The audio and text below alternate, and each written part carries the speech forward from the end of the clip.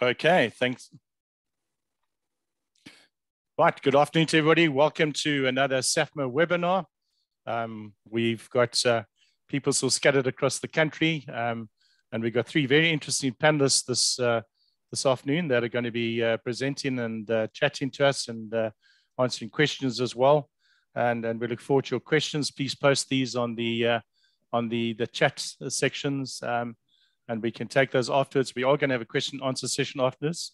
After the presentation, each speaker is going to speak for about 15 minutes. And this afternoon's webinar is around Proptech for the back office, a very interesting topic. And I'm just touching on the invitations that we sent out from the SAFMA office. There has been a large amount of understandable hype in recent years about Proptech, such as smart buildings, smart tenant solutions, and other solutions, such as Internet of Things driven utility management with the goal of reducing paper and making everything about owning, leasing, or working in a building unique, easy, and more efficient.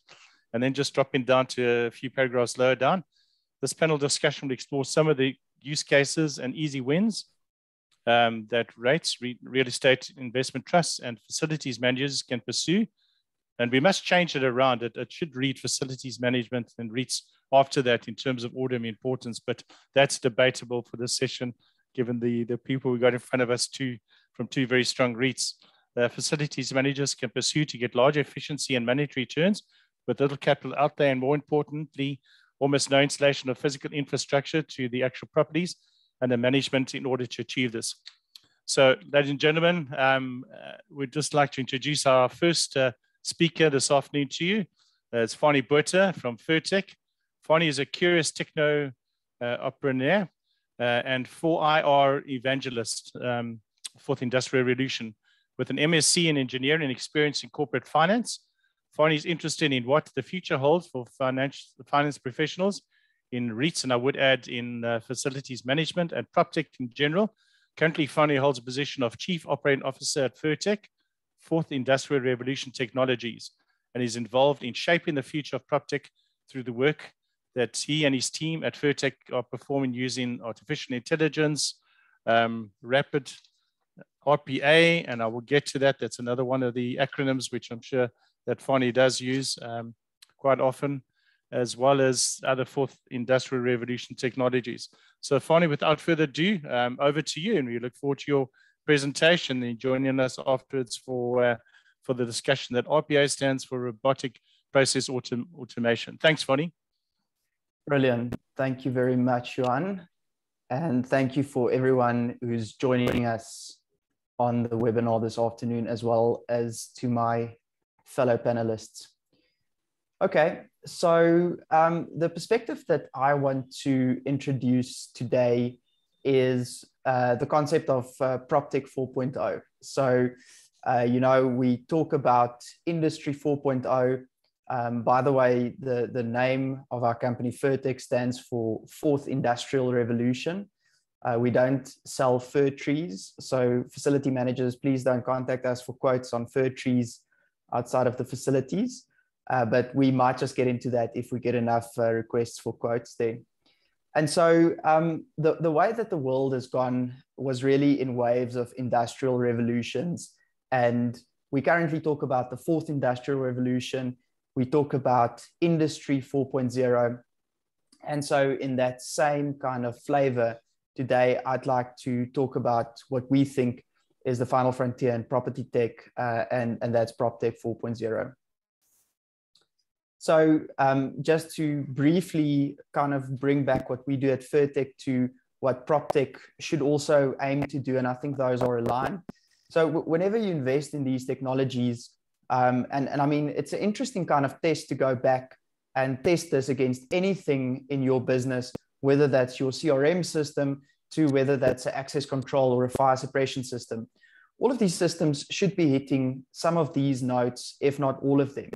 It's to improve your responsiveness and agility in the function that you do, to increase your efficiency and productivity, to increase your revenue, to decrease your costs, and these two are obviously closely linked, to decrease your risk, or to maintain adequate levels of working capital. And it's quite interesting to apply this test to all of the technologies that we have in our businesses currently today and that we consider implementing in future. And when we go and write business cases and return on investments and motivations, it's to do it along these lines. And my motivation today is that we should test new Proptech that's coming out against these measurements as well. So I think, let's maybe just start talking about what is Proptech. I think it's one of those terms that's often overused but misunderstood. You get two people across the room, both talking about Proptech for an hour, and in their minds, it might mean completely different things. And that doesn't mean to say that they're wrong. So, we can have like a debate whether any technology that's ever been implemented in property would classify as Proptech, because things like fire suppression and access control is not recent inventions, and that's technology that's used in property. But when we use the term in the industry, it's a bit of a selfish thing, and it applies to technologies that started coming onto the scene from around the early 2000s. And Proptech, in a word, is the same to the property industry as what a fintech is to the financial industry. Fintech these days, we're starting to figure out that it's anything from a payment solution where you can tap your phone on a merchant device right through to an AI system that can do advanced customer background screening, etc. And the one is hardware-based, the other one is software-based, but both of these are regarded as fintechs. And so I think Proptech also lives across those boundaries, that it's not just the one being IoT hardware kind of solutions, and it's not just the other being purely system-driven solutions. So let's maybe look at where Proptech found its origins and how it's progressed over time. Now, whether we agree or not, the internet and the larger community at Bay feels that Proptech really started finding its footing in the real estate listings area, where real estate listings used to be exclusively in printed media, and that started to see a move towards kind of digital platforms. Now, it's one thing where you talk about moving your printed media listing to the online newspaper version, but we really started finding technology that focused solely on making a marketplace for kind of property and the likes. And I think we've got some of the best products in that environment in South Africa, the likes of Property 24, Private Property, etc. But obviously, there's a lot of these technologies. So that was kind of the first wave of Proptech to come around. Then it started shifting to kind of making physical spaces more fungible. So Airbnb is the favorite example that gets quoted in almost every TED talk. How can you be a property company and not own a single property and all of that blurb? But the bottom line is these technologies really disrupted essentially the whole property and facilities management environment globally. You can argue that it did exactly the same to the hospitality side, but those are at the end of the day inextricably linked, especially in certain sectors. And then after these things came around, I think the most recent wave of Proptech now started focusing around artificial intelligence, machine learning, edge computing, connectivity, and 5G, because all of these things were always hyped and they were really good use cases, but it took some time for these technologies to mature. It took some time for these devices and things to become interoperable, to become widespread, and to really proliferate every part of our lives. I think one of the trends that accelerated this in the recent past as well is things around the global pandemic that we've had. You've all seen that joke multiple choice question, what drove your company's digitalization strategy? And then the correct answer is the last one, COVID. I mean, we went from doing exclusively in-person meetings to having all of our meetings on Teams within a week. And for all of us trying, we couldn't do that for 2 or 3 years before that. So I think some external factors like these definitely did have a severe and lasting impact on the way that PropTech is shaping our future.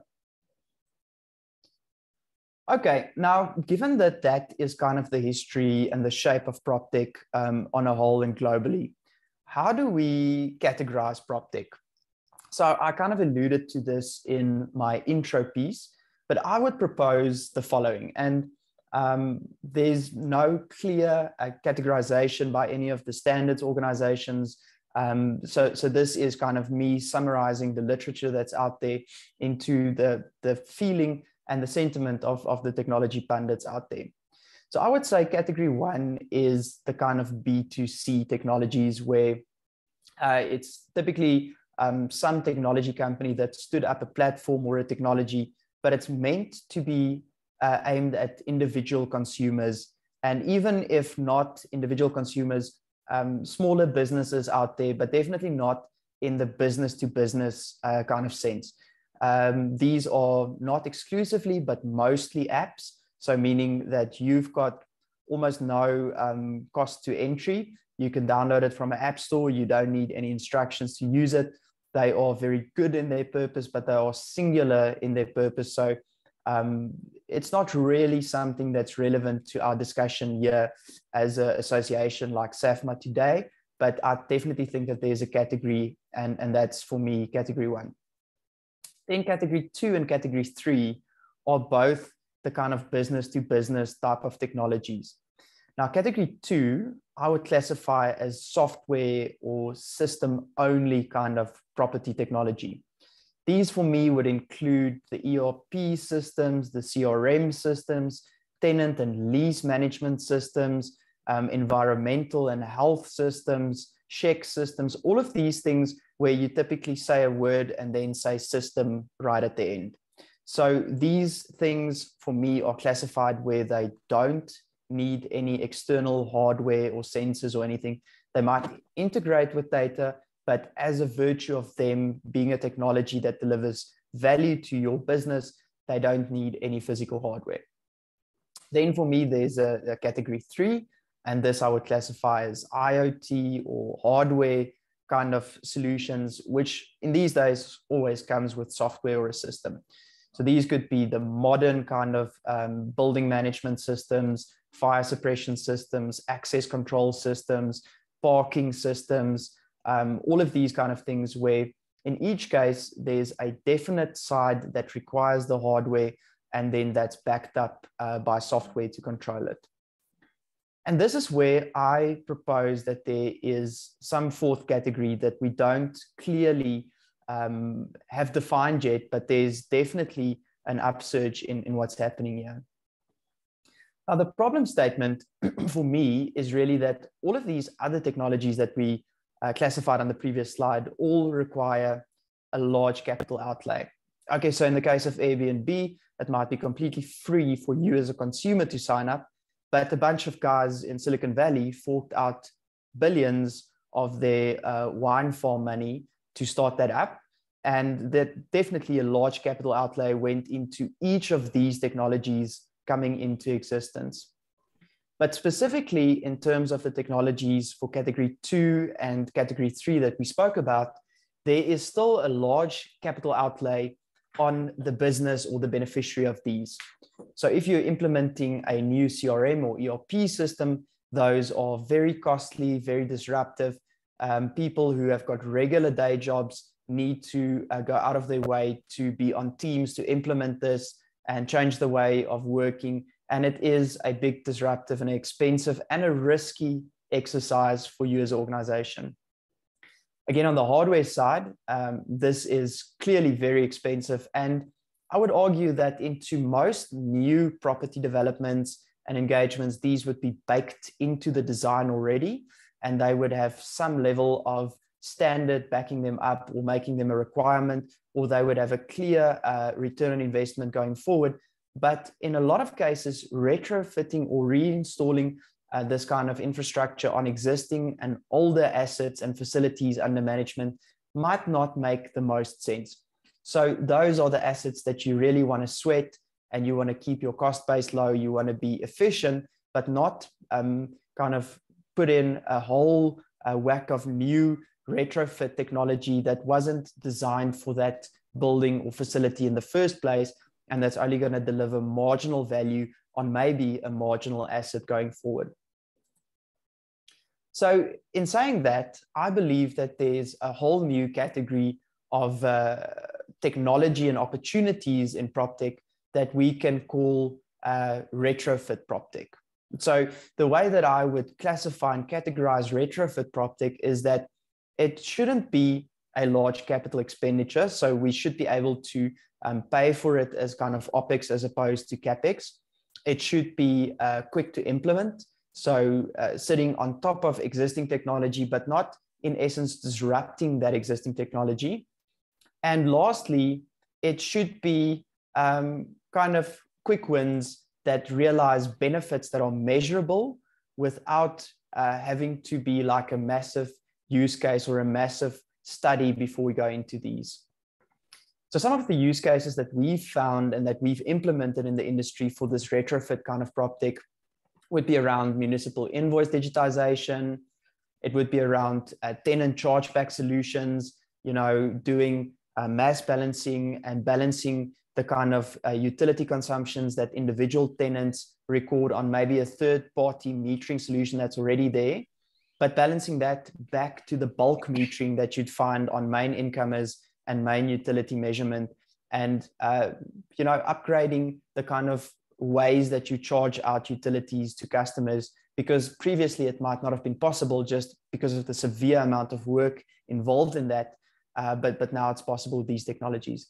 And then finally, a lot of use cases in the R&M, repairs and maintenance operations space. So imagine a completely automated workflow where a tenant registers an issue at their property, and that work flows directly to a facilities manager who can contact a list of pre-approved repairers for quotes, select the best or the cheapest quote automatically, have that circulated for approval on electronic devices.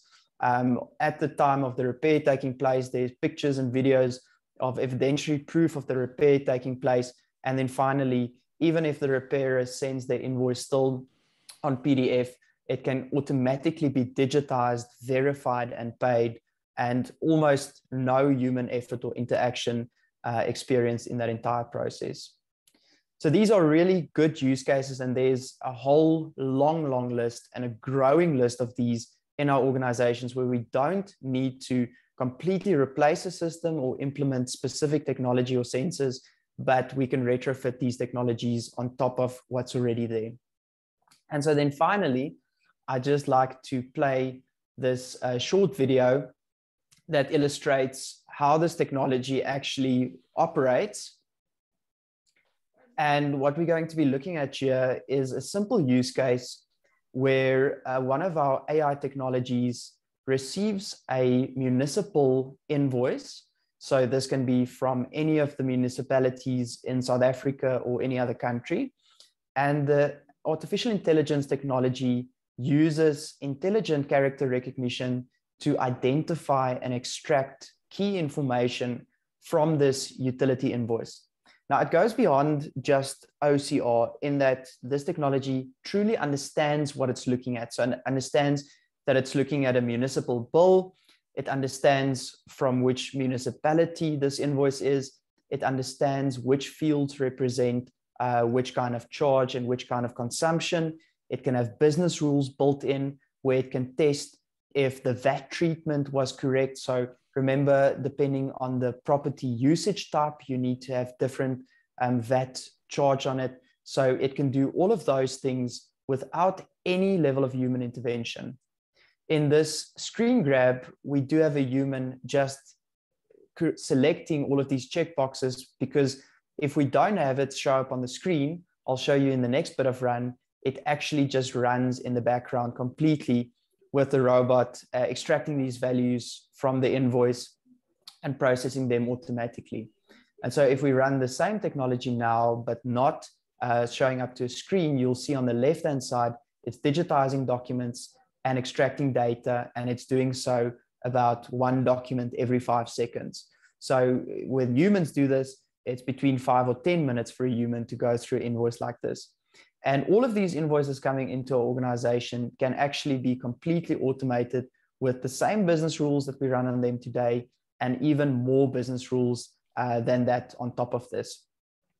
The artificial intelligence is also, of course, capable of then doing anything with this data afterwards. So whether it's putting that into some kind of an Excel report where we can go and check consumptions against previous consumptions, or try to establish total consumptions per cluster or per region in a month, that's already an immediate kind of value that we need to expend some effort on today. But then the real value comes in when you start using that in your downstream systems that are implemented into your organization already today. So, Bonnie, sorry to interject. Can I ask you to start wrapping up, please? Don't want you to stop you, because this is very, very interesting. Thank you. I'm right at the end. Thanks, Sean. Thank you. So in the last screen that you're going to see here, it's going to show you how this reads it into a system. So in this case, the system is 0, but in essence, the system can be absolutely any kind of system that you have implemented in your organization. That can be your custom homegrown system. It can be a CRM or a ERP system of choice. And so as it starts to read it into 0, then we'll lead out of that. But again, thank you very much. And so concluding my talk, I want to propose that we've got a fourth and a final category of Proptech, and that's retrofit Proptech. Thank you very much, Johan. I'm going to hand back to the floor. Thank you very much, Fonnie. Thank you for that very interesting, riveting presentation. And I'm sure you've given our webinar participants that have tuned in. I know somebody wanted to ask you questions online, but there are opportunities to post questions and answers, please. And thanks very, very much for your presentation and your time spent in putting that together. And I see we're still running. So is this going to go on until tonight? It's 12 o'clock or something? Or... That's as agreed until you steal my screen share back. Bonnie, I know that you're always a great speaker, so thanks very much for that. So I'm going to steal your screen now. And thank you. I'm going to hand over to our next speaker, Andre Klopper. He needs no introduction. Andre is a highly accomplished facilities manager with extensive experience working in the facilities management sphere. Currently, Andre heads up the facilities management department for one of Africa's leading property groups, Redefined Properties. The portfolio comprises a total of over 340 diversified held properties, valued at South African rands 71.3 billion, with a gross lettable area of well over 4.9 million square meters across the office, industrial, and retail sectors. Andre is also a member of various committees within Redefine. He worked on multiple flagship projects around the world, notably in the Middle East. For the last 19 years, Andre has been serving on the South African Facilities Management Association National Council in various positions, including president. Andre also represented South Africa as a board member of Global FM, the International Organization for FM Organization. Andre is also an accredited facilities professional. And with an introduction of Andre, I'd just like to congratulate Redefined as well, and Andre and his team, and Walter, for the Global FM Award that they received recently, the Platinum Award for Sustainability.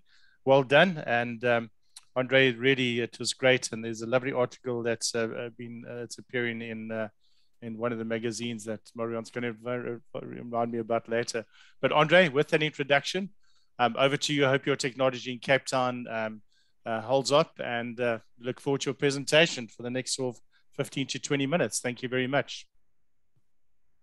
And thank you very much. And first of all, I think just referring to the award, it is, I think, more than an award for the company and what we've done. It is more an award that we as the South African Facilities Management Association and industry can be proud of, because you know, we as a FM industry in South Africa were measured and weighed against the best of the international competition, and we came out on top. So I think it's a reflection of how facilities management have grown and stand its place tall in the international market. But yeah, thank you very much for that. Fonnie has touched on so many levels in his presentation on how technology factors and influence the facilities management sphere of today. And I'm not going to dwell on the items that he's mentioned, because I think he gave a very good summary overall of where technology is going and how it is affecting us. But I'd like to talk about more about two subjects. And the one is the ability of facilities managers to gain new skill sets to actually deal with the changes in technology. That is one of the first aspects. And then second to that is the various different technologies and their development and where we're heading. I think it was just before COVID, if memory serves me well, I did a presentation at SAFMA conference on the future of facilities management, where I touched on all the aspects of artificial intelligence, robotics, machine learning, and all those aspects, you know, the whole thing from gathering the big data and taking that information and working that information so that it becomes valuable for facilities managers. And not just facilities managers, for, you know, any industry that's got something to do with customer interaction at various levels. And I think the first and foremost one was, customer relationship management was probably one of the very first sort of platforms that we used to gather information about people, tenants, customers in whichever industry you were in, and take that information and start using that information to almost want to say create bespoke services or customized services to people. And suddenly guys like Sanlam will send you an email on your birthday to say happy birthday. And you think, well, geez, definitely not somebody paging through a register somewhere. And 9 out of 10 times it's a non-reply email. But nonetheless, I think that was the first sort of venture into using information and working that information to gain information that actually adds value to your operation.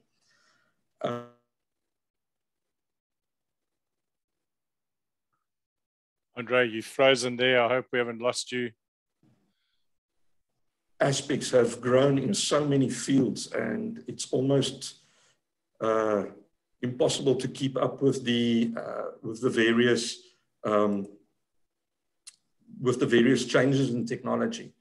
And if you go back 5 to 10 years ago, it was a very closed sort of environment where if you were not a owner of the software or you weren't signed up to it, it wasn't going to speak to other software, and you couldn't send information between 2 or 3 different platforms and exchange information. People were very, especially the software developers, were very keeping their cards very close to their heart and not having that integration. And then we went through a period of open source technology coming into the market, and suddenly, you know, your HVAC equipment is open source, and you can load it onto any platform, and there's a different set of software that you could use for reporting and drawing up charts and statistics and those type of things. And quickly, I think the guys saw that, listen, if you are going to keep things in a closed environment, you're going to fall behind very quickly, because there's so many other platforms that suddenly need to share information and speak the same language, that you know, you're going to be irrelevant very quickly. And I think that is where, to a large extent, if you go back, the 4th Industrial Revolution also started in the ability to share information across a multitude of platforms, and information being collected directly off documents or in different electronic formats. Just think about what QR codes did for asset labeling and those type of things. So you could very quickly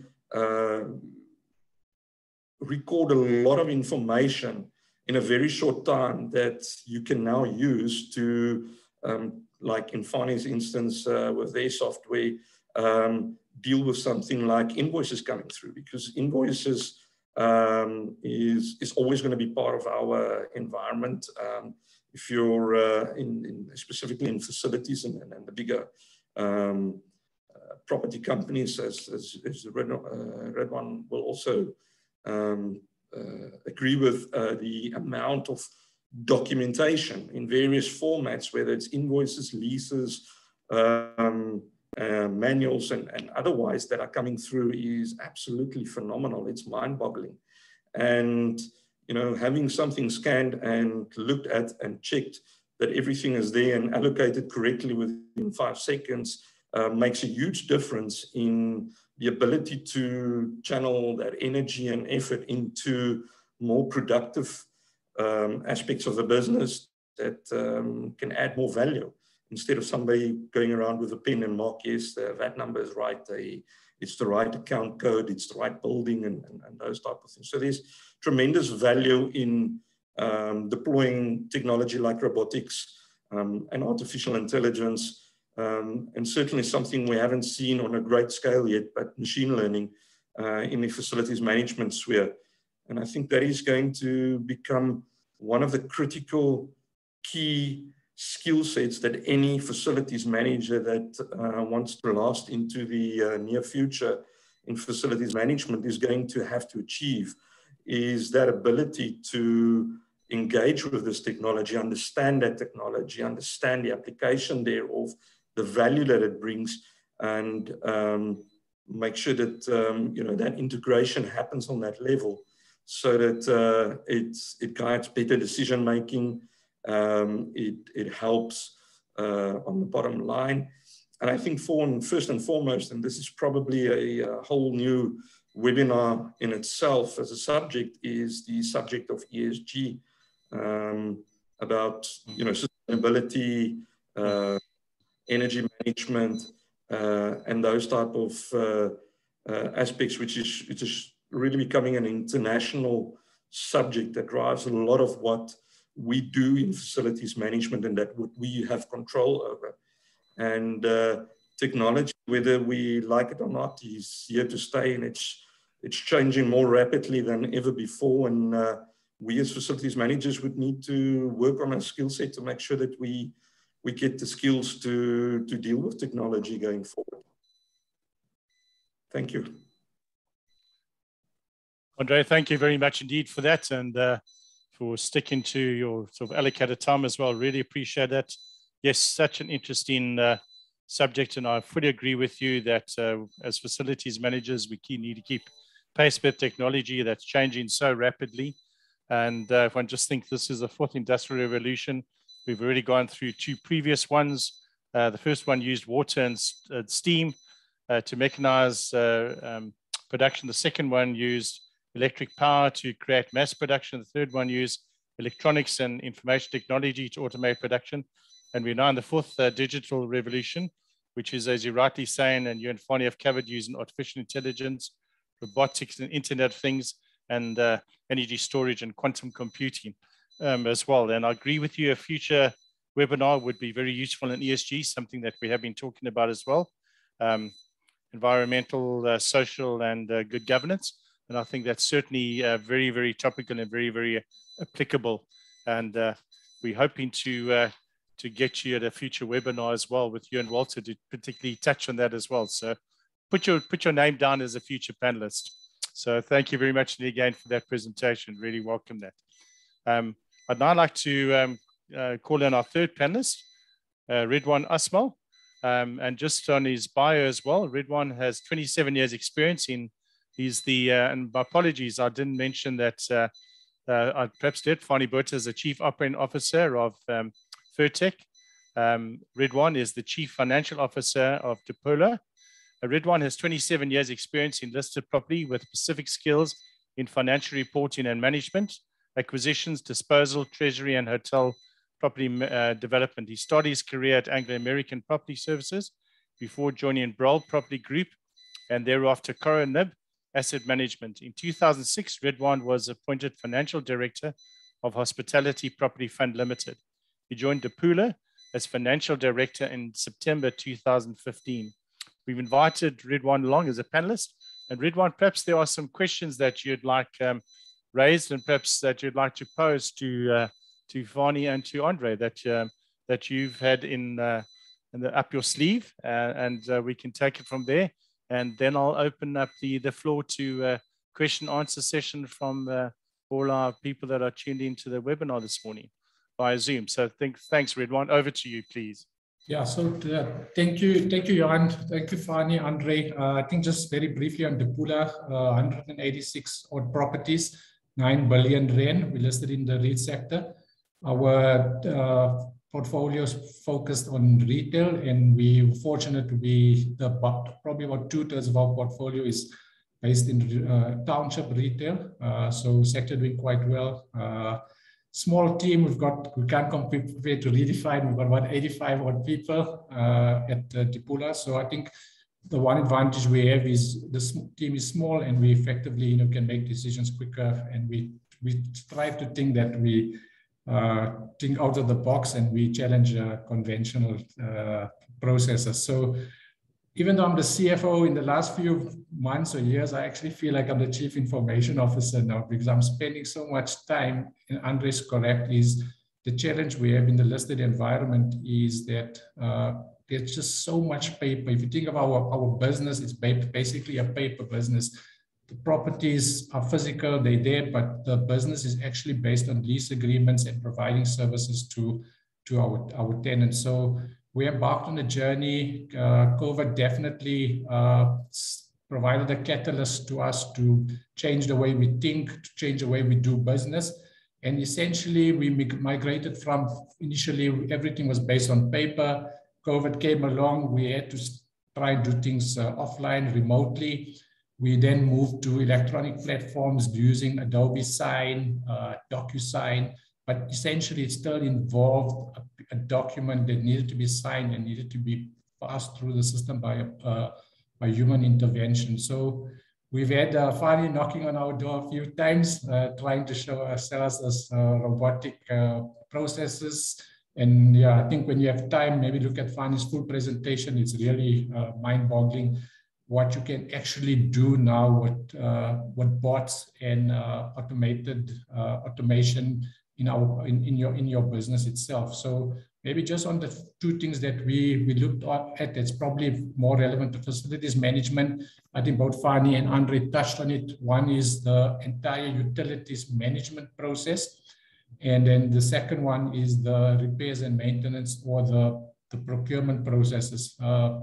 So at Dipula, on the procurement process, we actually quite advanced. We have a complex authority level, and probably Andre's got the same thing. The budgets are quite tight and strict, and facilities managers need to adhere to the process. A certain number of codes needs to be put in certain budget parameters as well.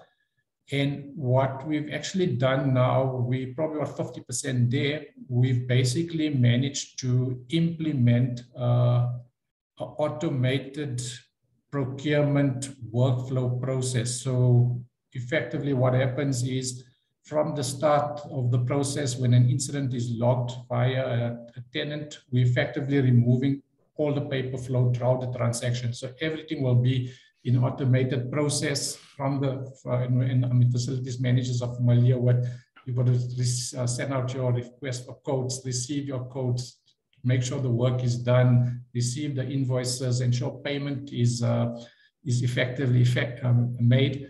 And I think probably between my finance team and the facilities management team, Andre, you probably have this continuous, there's always friction among them, because the one wants to ensure the documentation is 100%, the other one wants to ensure that the work is done as quickly as possible. And you have situations where that piece of paper gets stuck in the system. So we've basically trying to smooth that business process. and effectively set alerts. So if something doesn't move within a certain time through the business process, someone will be basically alerted to ensure the thing gets responded to. So we've done a lot of work on the procurement process. And then on the utilities management side, Fani touched on the entire process of receiving invoices from municipalities. There's massive manual admin capturing that's involved. So we've installed technology also using intelligent indexing, where we effectively receive an invoice through any platform, whether it's through an email, through a folder. Invoice gets dropped into the email or folder. Through artificial intelligence, we can effectively read that invoice, populate it. So when Fani showed you that bot clicking on the various fields in a municipal invoice, no human intervention, the fields pulls through, no capturing, but you still need someone just to verify to ensure that the information is still correct. Press the button, goes through our system that deals with our workflow. And what we've managed to do as well successfully recently is we use MDA as our property management system. MDA is probably one of the largest ERPs in the property management space in South Africa. We've managed to build the API, or simply speaking, to push the information from the workflow system into MDA and to avoid capturing of information. So the information goes into the ERP system, and then the finance department picks up that invoice and it effectively pulls it through payment. So yeah, we managed to get that right. Yeah, so there's some teething problems we're working on, but I think those two processes we actually quite advanced on. So I think maybe for Fani, maybe for Andre, just a question. I think municipals always a challenge for everyone. Municipalities often get billing information incorrect, and we all have the challenge of, what do we actually pay the council is the correct amount that we need to pay them. And I think I just want to ask Andre, maybe on the Redefine side, as far as verifying the information that comes from the council, are you guys using any Proptech technology as far as smart metering is concerned, to compare maybe what you metering on the smart meter to compare to what the municipality is effectively billing, do some type of correlation effectively to push that payment through the approval process? Andre, would you like to respond to, and sorry, I dropped there for a moment, I dropped out, so I just had to reconnect. Would you like to respond to that question from Ridwal? And Ridwal, sorry, I lost you early on. Thank you. Andre, over to you. Yeah, sure. I'm glad to hear we're not the only guys sitting with that problem. I think from all the invoices that are received in bulk, municipal invoices are probably the biggest bunch of that, and with the most challenges. As you would know, with smart metering, there's always a difference between when they've read it, when you've read it, and the variances, whether it should be the winter rate or the summer rate that is applicable, and the different rates for different areas within the municipal boundaries or metros that most of our property certainly is based in, makes it probably one of the most challenging areas to physically check every single item that could have a bearing on whether you are paying the right rate or not. I say it with much respect, but I don't think there's any property company in the country at the moment who does not have objections with a metro, if not hundreds, rates and taxes. And what makes the type of technology that Fani and his company have is you are able to go through those invoices a lot quicker, and it is, I want to say, more accurate as well. And it almost becomes a managed by exception event, where if it does not correlate to more or less what it should be in the parameters, then you can look at it and you manage the exceptions rather than having to check each and every one to confirm whether it's right, wrong, or you think there might be a question around it. So that type of robotic technology is absolutely critical for driving the management of that. And it becomes very quickly, a big issue because we all know the council's response and feedback on queries is, it's not within 30 days. So you have the same issue and, it runs for 3 months before you just get a reply. And that doesn't mean it's resolved. It means, all right, we know about the problem. We'll enter into some sort of discussion now to get it resolved. And in that period, it still keeps going. So, one query has suddenly, 8 to 12 months, if not longer, trailing documentation that's following it. And it becomes a very big issue to keep track of and manage if you don't have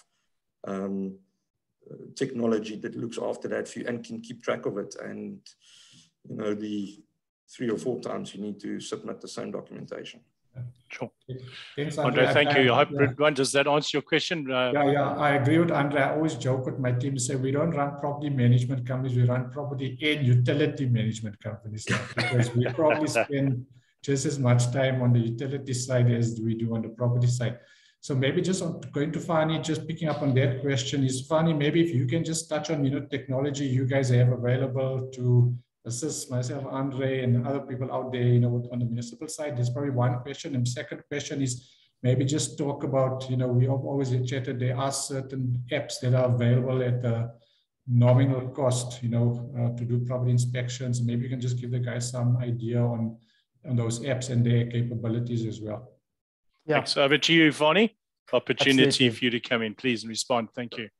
Thank you very much, Ridwan. So I think just to join up with what Andre said on his previous point, there's always going to be issues that require queries on our municipal accounts. I think it's a fact of life, and I think it's pronounced in South Africa, but I don't think it's unique to South Africa. And the problem is that, what you can't really measure and have a consolidated view of, you can't manage. And that's the problem. Something like high blood cholesterol or diabetes is recently a very manageable disease for us as humans, simply because we've had the maturing of technologies where you can measure that stuff at home. Previously, you had to go to a hospital, or it was an expensive test that took a long time, but now you can do a finger prick test at home.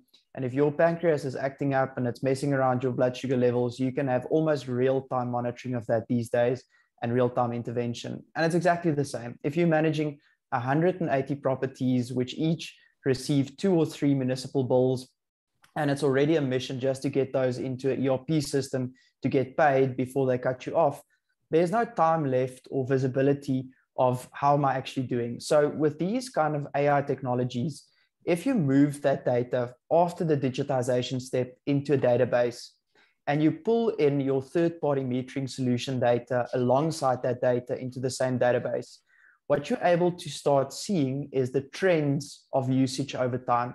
You can start picking up seasonality out of that. You can start seeing the variance between the incoming measurement and the outgoing measurement to your tenants.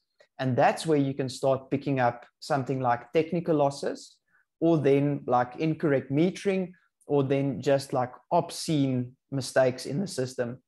And what this gives you is some empirical data to back up your queries when you submit those to the metros. And it maybe doesn't like improve the turnaround time that they may have, but it certainly like bolsters your case if you come with empirical data, and it also means that you're going to catch things like that a lot quicker. Now, we spoke about like retrofit technologies, and now people are sweating because they say, I don't have third-party IoT metering on all of my installations and devices. But like you rightfully alluded to, there's a lot of very low cost entry apps where you can use something like a smartphone, and you can use the camera on the smartphone to take pictures of normal bulk meters, both electricity, water, all of your kind of utilities. And then you use retrofit AI to extract from those pictures, number one, a meter number, which might be in your database against a specific property and a location. It can pull the GPS coordinates from that picture if the smartphone embedded those. But then most importantly, it can pull the meter numbers from that meter picture. And you can start to use these technologies, even if you don't have a lot of installed hardware at some of your older assets, to send a facility manager or someone that you've got on site around on a weekly or a monthly basis, taking those pictures get dumped to a central location, and AI takes care of the rest, where this is essentially a retrofit that mimics a full IoT third-party metering solution for you. Thanks for that question, Ridwan. Thank you, Fani. Good. Thanks. Do the panelists have any other questions that you'd like to ask? We're about 5 minutes away from wrapping up this very interesting discussion, and I'm sorry that I have to sort of put a time stop to it, but I'm between you and your lunch break. I just want to see if there are not picking up that any questions on the questions answer session there, but may I ask some questions as well? Maybe to the panelists, why would you classify this retrofit technology as low risk and operational expense rather than CapEx? We got 5 minutes remaining. Perhaps it's one of 4 questions you'd like to answer. Could I pose that to any of the panelists? I don't know if Fani, you want to take that, or Andre, or Ridwan? So just very quickly, my view, Johan, and thanks for that question. I think we see these technologies as low risk simply because there is a system and a procedure in place today that solves for that. It might be less efficient, but let's take the thing of the municipal invoice processing that Ridwan spoke about. If that technology falls over completely for some odd reason, they used to do that manually, and they can still easily revert to doing that manually. But if, for example, the ERP system falls over, it's not viable to go and invoice everyone manually, etc. Quick and easy. So, I mean, we spoke about that it usually fits on top of a system and that it doesn't require you to live without your previous system for some time and switching over to the new system. So I think that summarizes for me. Thank you. Andre, I don't know, Ridwan, if you want to add anything to that? Others have got a second question. My time remaining. I'm watching very carefully. What kind of benefits are facilities managers and property owners gaining from implementing these technologies? Don't know who'd like to take answer that one. Yeah, I'll take that 21. I think thank you, Andre. Things that have happened over the last couple of years is that this computerized facilities management software, first of all, was a fairly expensive software to implement, and it certainly only made sense if you had a scale of economy where you could use it in a large number of buildings, for instance, or where it was applicable. What we've seen is that that software have become more, as I said, there's more open software and open platform software, and it's certainly a lot more affordable than it ever was before. And one of the problems with software before was it tried to be everything to everybody, and in my opinion, it fell short. What you do get these days is you get software that is specific and bespoke to a certain aspect of facilities management. Now, whether that is monitoring meters, whether that is managing ERM, whether it's managing IoT devices and the likes, procurement, all these other aspects. But the open source, and everybody can get access to it, and it can talk between systems. It made it a lot more affordable and a lot easier to use that and implement that for your older buildings. As a last just observation is, and I'm sure Ridwan will agree, is that if you do acquisitions, that you would find that if you buy 10 buildings, there's 10 different systems that dates back to when the Bulls still won the Currie Cup, which is many years ago. It was long ago, was it, Andre? So you sit with a number of different systems in one portfolio, and to try and get them all on the same platform have always been challenging. But with the reduced cost and the ease of application and the speciality of a specific area of that software has made it very more compatible in the bigger scheme of things to implement technology in both your, let's say, your older properties and buildings, but equally in your high-end buildings, that have been built recently, where you're wandering into the area of smart buildings and Absolutely. so on. Thanks very much for covering that. And I'm pleased you haven't touched on building information modeling or drone technology survey as well, which is also a wonderful spin-off of the fourth industrial revolution as well. So really want to thank our panelists very much today for coming in and giving their time up, and really do appreciate that. And for the presentations, discussion we've had, the questions that have been posed, I'm sure it's been very interesting for all our people that have joined the webinar this morning. And just want to end off by mentioning, if I could please, the SAFMA Annual Facilities Management Conference, which has been held in Dubai. I was going to say Dubai, not Dubai. Dubai, sorry, no, it's not Dubai. My apologies. I think about some golf tournament that's playing there. It's in Dubai in George in the 7th, 8th, and 9th of September. Please put those into your diaries. A lovely place to have a conference. And there's golf as well that's going to be played. Please contact Marianne, and really do appreciate that. And again, thank you very much to Fani, to Andre, to Ridwan for giving up your time again and really presenting and talking about a very interesting topic. And Andre, I'm certainly going to take you up on that future webinar about ESG, which is so important. Sustainability is a huge focus now, I think, and we're all getting around that in the environmental and the social and the good sort of corporate governance side of things. So appreciate that very much. This webinar will be posted, will be able to be viewed on the SAFMA webpage as well afterwards. We've been given permission by the panelists to record that. So again, thank you very much indeed. And I would thank everybody for attending and tuning in as well. And apologies for the interconnection problems. I see that our signal was a bit weak sometimes, but maybe that's because we're all scattered in different places. And thanks very much indeed again. And Marianne, thank you for everyone for joining in, and also the chats. We picked up on some of the chats and really do value those chats as well. So keep well, enjoy the rest of the day, enjoy the rest of the week. And we'll be thinking about Proptech and talking about that, no doubt, going forward as well, and the retrofitting. Thanks very much. All the best. Thank you. Thank you. Cheers then.